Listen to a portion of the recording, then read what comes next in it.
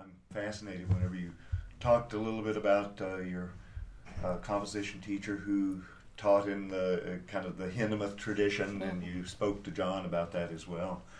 I'm wondering how much you are aware of the attraction that Hindemith was to a lot of jazz players at the time. Willie Ruff writes in his autobiography of people lining up to get in to take Hindemith's class at Yale. I would have been there. Yeah. One of my all-time favorite pieces is The Four Temperaments.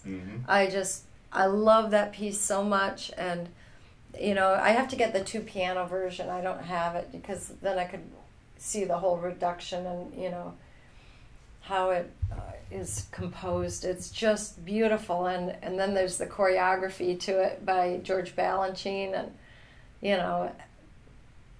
and I have a multi-CD set, the Kammermusik.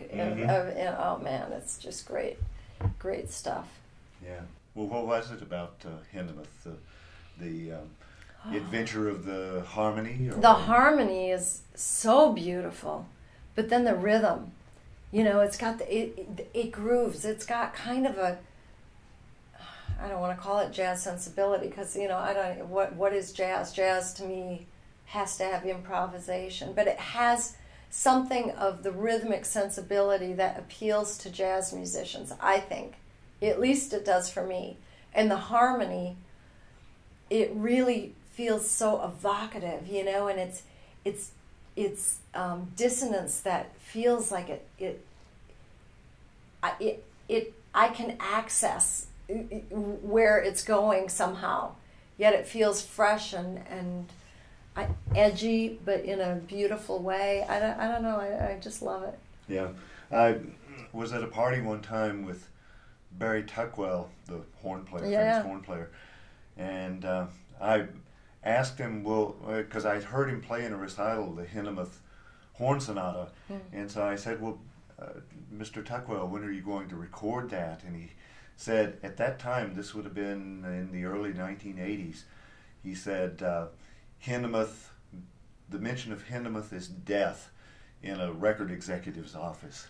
Really? Which is, it's, I'm so happy to hear people who do listen and hear this, the spirit of Hindemith. It's not just staid old German music. Oh my God! I don't see that. I mean, if I had to pick, probably like 3 classical. Well, it's so hard. How can you pick? But who 3?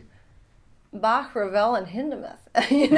Well, okay, there's Beethoven in there. There's like a lot of great, and Chopin, who I love it, and Debussy, and there's all sorts of things in there, but. Yeah, probably those 3, because if I had a desert island, I couldn't live with, classical music. I couldn't live without Four Temperaments. I couldn't live without the middle movement of the G major piano concerto by Ravel, and then, Bach. I don't know what I'd have to take. Art of the Fugue, just so I could, sit and study it for the rest of my life and love it.